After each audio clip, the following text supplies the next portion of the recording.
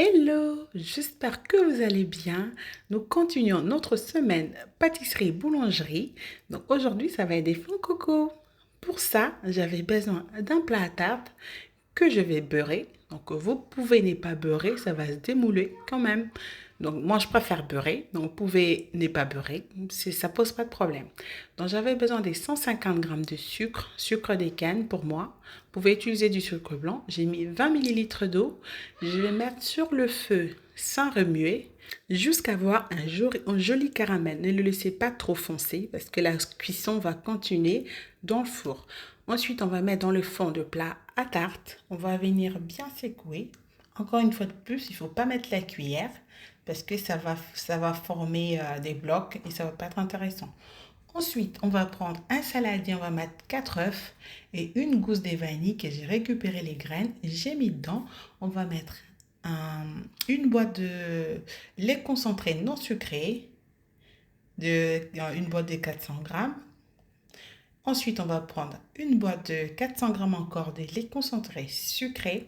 On va prendre 400 grammes de lait de coco. On va rajouter, et puis ensuite, on va rajouter les herbes d'un citron vert. Une pincée de muscade moulue. Ensuite, on va prendre un fouet et puis on va venir bien fouetter pour que le mélange soit bien homogène. Surtout, n'oubliez pas de vous abonner, de partager la vidéo, s'il vous plaît. C'est gratuit. Donc, on va aller rajouter 100 g de coco râpé. Et puis, on va aller renverser notre mélange sur le caramel qu'on avait mis sur le plat à tarte. On va mettre sur la plaque de four. On va aller mettre de l'eau dans le fond pour les cuire dans le bain-marie à 180 degrés pendant 45 à 50 minutes. Piquez le couteau quand le couteau ressort sec. Donc, votre flan est cuit. Il n'y a plus qu'à le laisser à température ambiante, laisser refroidir minimum 2 heures pour démouler ensuite une fois refroidi. Et puis, pour le servir, c'est mieux le laisser minimum 6 heures au frigo et puis vous servez après.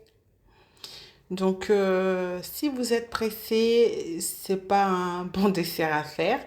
Ou sinon, il faut aussi prendre la veille pour pas avoir une mauvaise surprise ou vouloir manger trop vite, vraiment pas bénéficier des saveurs que ça contient. Donc, voilà. Voilà la tarte ou le flan est démoulé.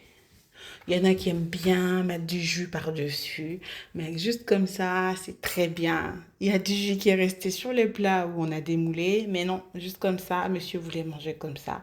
Donc voilà. Pour aujourd'hui, la vidéo est terminée. Je vous remercie d'avoir regardé jusqu'au bout. Et quant à moi, je vous dis bye bye, à demain.